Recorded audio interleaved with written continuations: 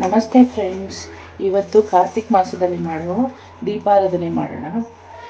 2 ಬೊಕ್ಸೆಯಷ್ಟು ಅಕ್ಕಿ ತೊಗೊಂಡಿದ್ದೀನಿ. ಅದನ್ನು ನಾನು ತಟ್ಟೆಗೆ ಅಳತೆ ಮಾಡಿ ಹಾಕ್ಕೊಂಡಿದ್ದೀನಿ.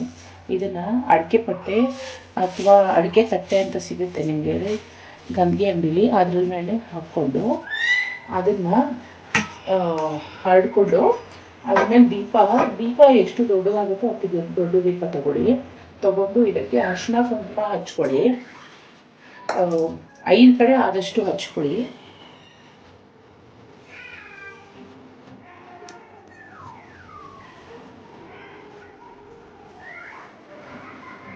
ಅರಿಶಿನ ಕುಂಕುಮ ಎರಡೂ ಹಚ್ಕೊಳ್ಳಿ.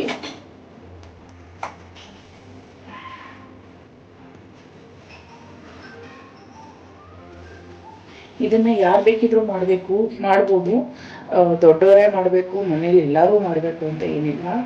ಈಗ ಈ ದೀಪಕ್ಕೆ 365 ಬತ್ತಿ ಅಂತ ಸಿಗುತ್ತೆ ನಿಮಗೆ ಗಂಗೆ ಅಂಗಡಿಯಲ್ಲಿ. 365, 1001, 1,00,001 ಹೀಗೆ ಎಲ್ಲ ಥರದ್ದು ಸಿಗುತ್ತೆ. ಆ ಬತ್ತಿನ ತಂದು ನಾನು ಬೆಳಗ್ಗೆನೆ ತಂದು ಎಣ್ಣೆಯಲ್ಲಿ ನೆನೆಸಿಟ್ಟಿದ್ದೀನಿ. ಇದನ್ನು ಕಾರ್ತಿಕ್ ಮಾಸದ ಪೌರ್ಣಮಿ ಮಾಡಿದ್ರೆ ತುಂಬ ಒಳ್ಳೆಯದು ಅಂತಾರೆ. ಆದರೆ ಕಾರ್ತಿಕ್ ಮಾಸದ ಸೋಮವಾರಗಳಲ್ಲೂ ಮಾಡಬಹುದು. ಶಿವನಿಗೆ ಹಾಗೆ ವಿಷ್ಣುಗೆ ಇಬ್ಬರಿಗೂ ಪ್ರಿಯ ಅಂತ ಹೇಳ್ತಾರೆ. ಇದು ನೀವು ದೀಪನ ತಂದು ಮುಂಚೆನೆ ನೆನೆಸಿಟ್ಕೊಂಡ್ರೆ ನೀರಲ್ಲಿ, ಅದು ನೆಂದಷ್ಟು ನಿಮಗೆ ಎಣ್ಣೆ ಜಾಸ್ತಿ ಹಿಡಿಯಲ್ಲ, ನೀಟಾಗಿ ಉರಿಯುತ್ತೆ. ಸುಮ್ಮನೆ ಅದೇ ಎಣ್ಣೆ ಹೀರ್ಕೊಂಡ್ಬಿಡುತ್ತೆ. ಎಲೆ ಅಡಿಕೆ ಕಾಣಿಕೆ ನಿಮ್ಗೆ ಎಷ್ಟಾಗುತ್ತೋ ಅಷ್ಟು 11, 21 ಹಾಗೂ ಎಷ್ಟು ಬೇಕಾದ್ರೂ ಇಟ್ಕೋಬೋದು. 2 ಬಾಳೆಹಣ್ಣು,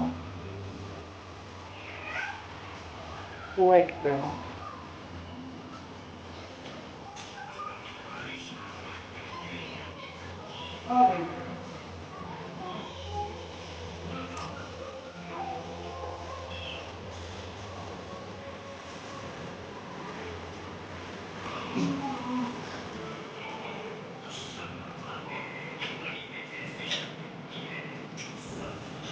ಅರಿಶಿನ ಬತ್ತಿಗಳು ಇಟ್ಕೊಳ್ಬೇಕು.